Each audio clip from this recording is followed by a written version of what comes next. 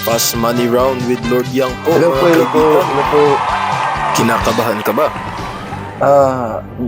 Medyo po, medyo. Huwag kang kabahan, kayang-kaya mo yan. Are you ready? Opo, ready, ready. Okay, yan ang gusto ko. This is the Fast Money Round. Magsisimula ang timer pagkatapos kong basahin ng unang katanungan. Give me 20 seconds on the clock, please. Eto na. Okay po. Name something na pinuputol. Yung dulo ng ano, po, yung Favorite word ng ina mo. ina mo rin po.